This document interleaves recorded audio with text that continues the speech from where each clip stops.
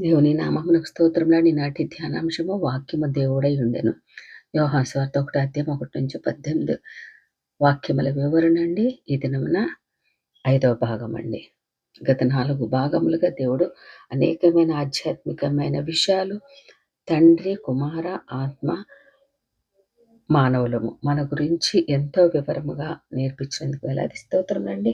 మరి ఈ దినమున 2 మాటలు నేర్పిస్తున్నారండి. మహిమ, అద్వితీయ కుమారుని. ఈ వివరణలో మనము ఆయన మహిమను కనుగొంటిమి అని యోహాను రాశాడండి. అంటే ఆయనలో ఉన్న ఆధిక్యతను, గౌరవంను, స్థుతికి యోగ్యతను కనుగొన్నామన్న మాట. ఇది ఎప్పుడు సాధ్యమవుతుందండి? యేసుక్రీస్తుని ఎవరైనా కొలవగలరా? ఆయన యోగ్యత ఇంత అని బేరుజు వేయగలరా? అసలు మన దగ్గర ఉన్న కొలపాత్ర సైజు ఎంత? కనుక ఆయన మహిమను అనుభవిస్తున్నాం కానీ దాని పరిమాణం ఎంతో చెప్పలేము. ఎందుకంటే ఆయన సంకటములన్నిటినీ కుదుర్చువాడు. సమాధిలో నుంచి నీ ప్రాణమును విమోచించుచున్నాడు. కరుణ కటాక్షం నీ కిరీటముగా ఉంచుచున్నాడు. పక్షరాజ్యమున వలె నీ యవ్వనము కొత్తదగుచున్నట్లు మేలుతో నీ హృదయం తృప్తిపరచుచున్నాడు. భూమి కంటే ఆకాశం ఎంత ఉన్నతంగా ఉందో ఆయనందు భయభక్తులు గల వారిలో ఆయన కృప అంత అధికంగా ఉన్నది.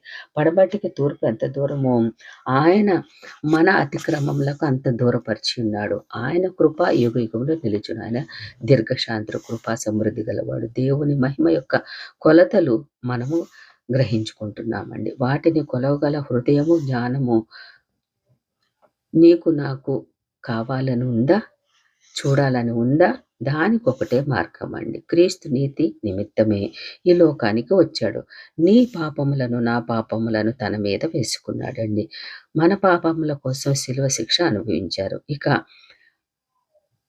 మన పాత పాపములను గూర్చి చింతించగా యేసు మన పక్షముగా చేసిన ఆ నూతన సృష్టిలో ఉన్నామని విశ్వసించాలండి. ఆ పునరుద్ధాన శక్తిని మనము అనుభవించాలి. అదే మహిమను అనుభవించడం అంటే, కనుగొనడం అంటే.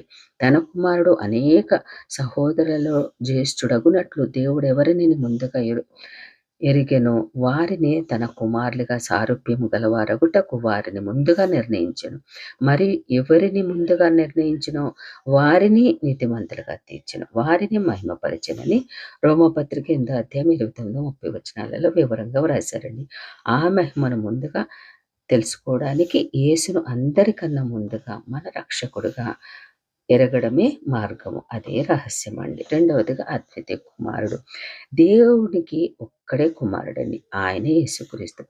అయితే ఆదాము ఎవరు? ఆదాము దేవుని కుమారుడని లూకాసువార్త 3:38 చెబుతూ ఉంది. అయితే ఇంతకీ ఈ ఇద్దరిలో దేవుని ఏకైక కుమారుడెవరు? ఎవరైతే దేవుని లక్షణములను నెరవేరుస్తారో వారు ఆయన కుమారుడు. ఆదాము ఆ విషయంలో పరాజితుడయ్యాడు, ఓడిపోయాడు.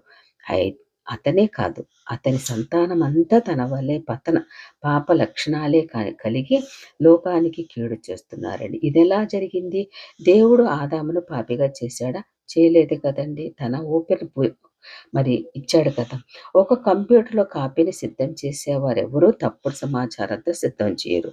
అలాగే దేవుడు కూడా ఆదామును నిర్దోషంగానే సిద్ధం చేశాడండి. కంప్యూటర్లో వైరస్ చేరినట్లు ఆదాములో కూడా పాపం అనే వైరస్ చేరింది కనుక అతని సంతానం అంతా పాపము కలిగి ఉన్నారు. కంప్యూటర్లో వచ్చే కాపీ పాడైంది కనుక కంప్యూటర్ పారవేయవలసిన అవసరం లేనట్లు కాపీని శుద్ధి చేయాలి. ఆదాము స్వభావాన్ని శుద్ధి చేయాలి. ఆ కార్యక్రమం మీదనే యేసు ఈ లోకానికి వచ్చారు. ఇంత ఆలస్యం ఎందుకు చేసినట్లు?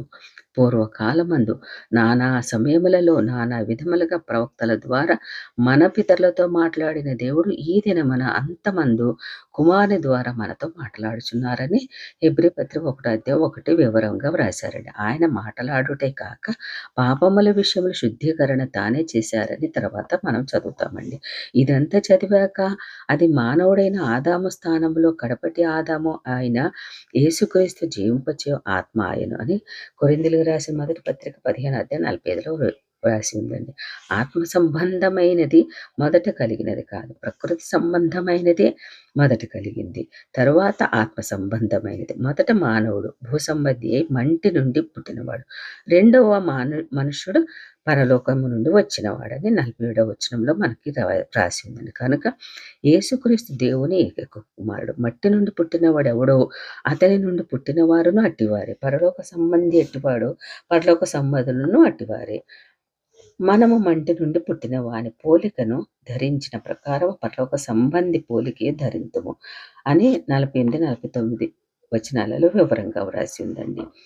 పై వచనాల ప్రకారం ఆదాము రద్దయిపోతేనే, అనగా ఆదాము స్వభావం రద్దయిపోతేనే క్రీస్తు స్వభావం వస్తుందండి. అప్పుడు ఇద్దరు కుమారులు ఉండరు, ద్వితీయము అద్వితీయము అవుతుందండి. ఈ రకంగా పుట్టిన వారంతా దేవుని వలన పుట్టిన వారే కానీ రక్తం వలనైనను శరీరేచ్ఛ వలనైనను మనుష్యేచ్ఛ వలనైనను పుట్టిన వారు కాదు.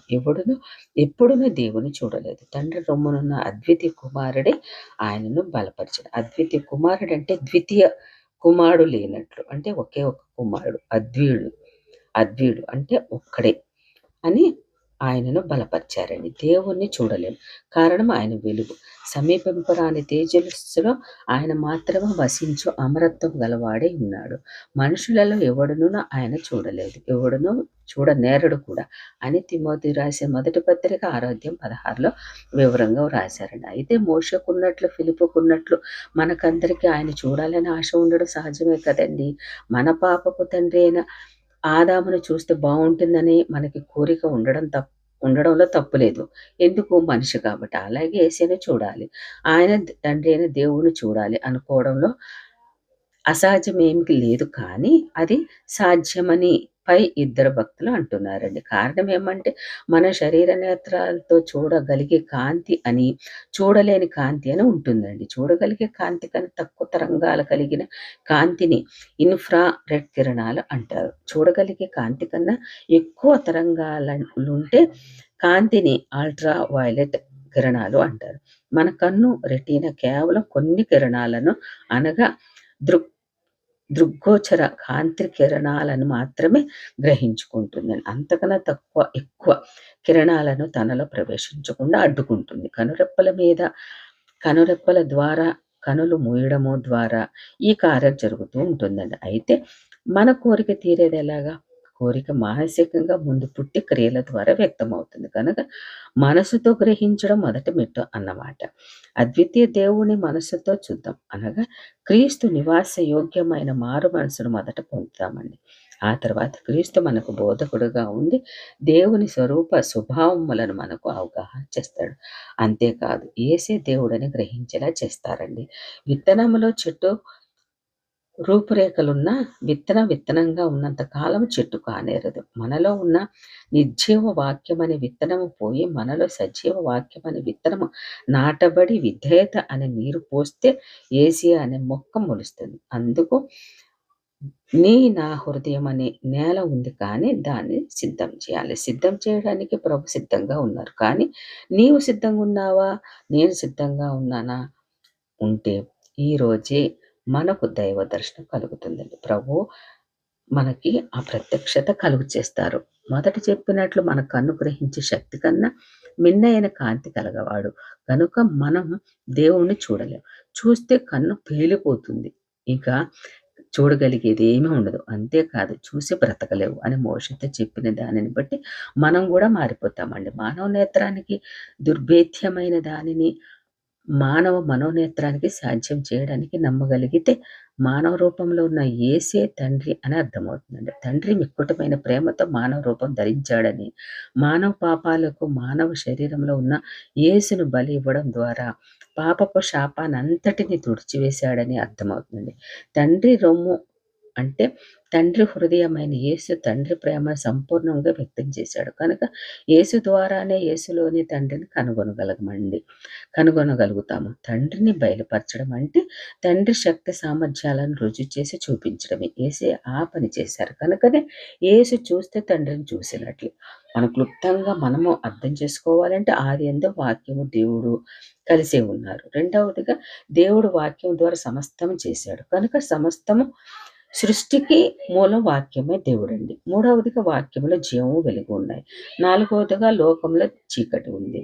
ఐదవది వాక్యం వెలుగు తీసుకొని లోకానికి వచ్చింది, అయినా చీకటి గ్రహించలేదు.